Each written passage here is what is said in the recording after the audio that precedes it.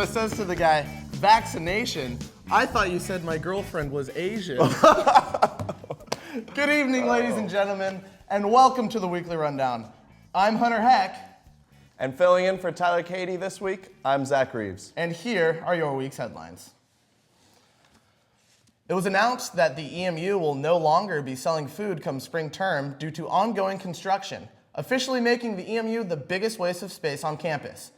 To their credit, the new $95 million building is expected to be very nice and will be completed in the fall of 2016. Hooray, said all the current high school juniors who didn't pay shit for it. For us graduating seniors, the new building will be done about the time we embark on our second year of postgrad life and our first year of non-ramen-based foods. The first ASUO campaign meeting for 2015 was held last Monday, in which only 6 students attended. You'd be able to find a larger group of disinterested people at a Friday morning lecture. This low attendance sucks for us because even if all 6 people decided to run for office, we still couldn't make Snow White and the 7 Dwarfs jokes. We would have to leave out a dwarf and have a feeling it would be Doc. Texas Republican David Simpson wants to legalize marijuana because, quote, God does not make mistakes. But I think God would be the first to admit he's made a couple of mistakes. From evil dictators, to insane cult leaders, to institutions that brainwash their citizens into delusions of grandeur.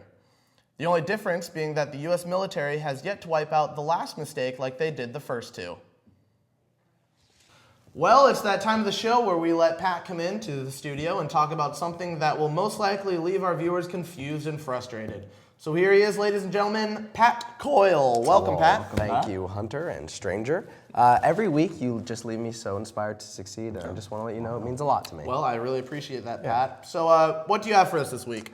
Well, several days ago I had a dream, but it was not just any dream. I dreamt that I encountered my first BJ. Pat. Jesus, Pat, what the hell is that? This is a family program, Pat. Come on. What? There's nothing offensive about the ever so elusive BJ. BJ? I don't know what it... You're in no way a normal human being, but whatever you think a BJ is not the same as what it actually means. Well, you guys are acting like a bunch of narcs. A BJ is a bird. A bird? Lovely, magnificent, beautiful bird. Oh, okay. It's like a blue jay.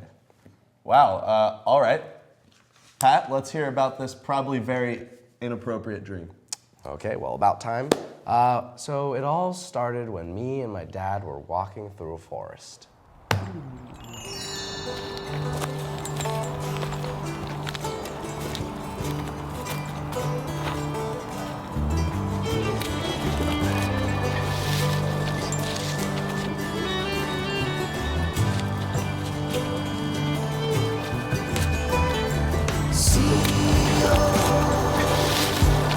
And that, my son, is why you should never use a porta potty at a Raiders game.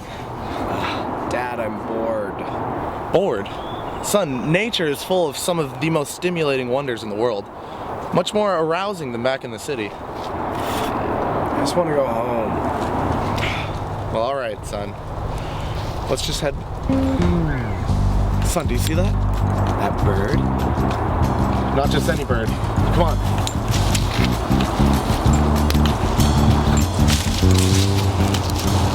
That, my son, is a BJ. A BJ? Yes, a BJ. One of God's most precious gifts to this world. It gets its name from its exclusive diet of honeybee larvae. I guess that's pretty cool. Now, son, your first time experiencing the magnificence of a BJ can be a little overwhelming. You might want to take a knee for this. Of course. Can a BJ hurt me? Only if you're with someone inexperienced in handling BJs. But you're safe with me, son. I've seen plenty. So do you think I'll ever get a BJ? Oh, son, if I could, I'd give you all the BJs in the world myself. But BJs are hard to come by.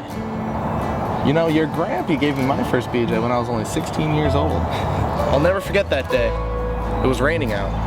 Was the BJ wet? Oh, son, it was the wettest BJ I've ever seen. Moisture from the bird was dripping onto the floor. And your grampy looked me in the eyes the whole time. Never broke eye contact. Your grampy was a very generous man. So, does the BJ have any friends? Well, if you're lucky, son, a BJ sighting will be shortly followed by the ever-elusive female swallow. The BJ's best friend in nature. Dad, I want to see a female swallow. Son, it wasn't until college when I saw my first female swallow. Luckily, you've got plenty of time. Does that mean that there's male swallows too? Son, no. The Bible clearly says there should be no male swallows. No, of course. Can we make the BJ come closer? Thankfully, your mother is quite the BJ enthusiast. Cool. She taught me the call of the BJ long ago. Do it with me.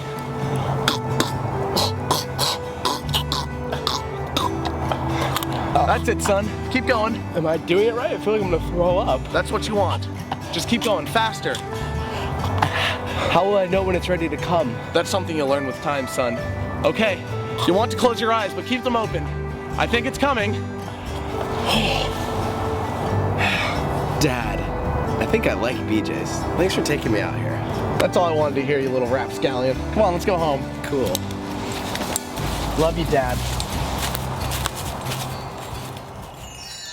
Pat, this might be a stretch, but the way you described your dad in that dream sounded an awful lot like myself. Shut up. No. Come on. Really did. No, I wish. Yeah, it did. It's not. You're not my dad. Okay. You're not my dad. Well, this took a turn for the absolute worst. But you know, I guess if fellatio with Hunter is important to you, then we have to support you. Okay. Well, I don't even know what that means, Zach. But, thanks. Thanks. It means a lot. Okay, let's get this show on the road. Thanks, Pat. I now feel very, very uncomfortable. It's okay. Give us some time. Dad. Well, guys, we're really excited about this next segment. The school has finally realized the journalistic value of this news program, and because of that, has decided to dramatically increase the show's budget, which has opened up many new opportunities for us. As college students, we live in a sheltered microcosm of the outside world. So here to broaden our global perspectives is our new international news correspondent, Jacques Jarman Miller. Jacques, welcome to the show. It's a pleasure to have you. Merci Hunter et bienvenue tout le monde à la première émission de la Rafale International. Je m'appelle Jacques Jarman Miller et je viens tout le chemin de Beaverton. Okay. I know you're our international news correspondent, but can we try English for now? Till we get our feet wet a little bit. English? What? No English? He doesn't speak any English. Oh, great. Okay. This is a bigger waste of money than alcohol EDU. Okay. Well, let's just let him continue. I mean, he flew all the way here from France. So, Jacques, take it away. It's all you. D'abord, Russie est connue pour leur chef d'État particulier, Vladimir Poutine. Nous avons entendu les rumeurs qu'il déteste les États-Unis et la liberté. Cependant, rien de tout cela est aussi troublant et terrifiant que le plus nouvel développement russe. Si Poutine continue dans ses moyens, nous sommes seulement un petit rongeur loin de ça. C'est terrible. What was that sound? Was that laughter I just heard? I've never heard that sound in this studio before. Okay. We've been here all season. You guys just haven't said anything funny. This Pepe Le Pew guy is gold.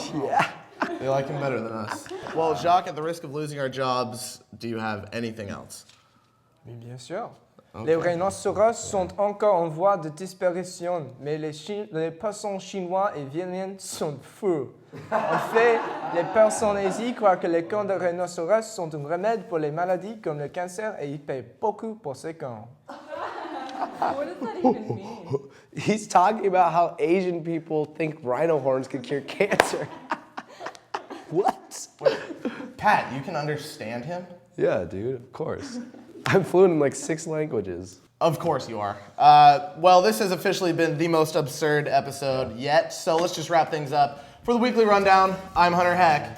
And I'm Zach Reeves. Thanks for stopping by, Eugene. Good night.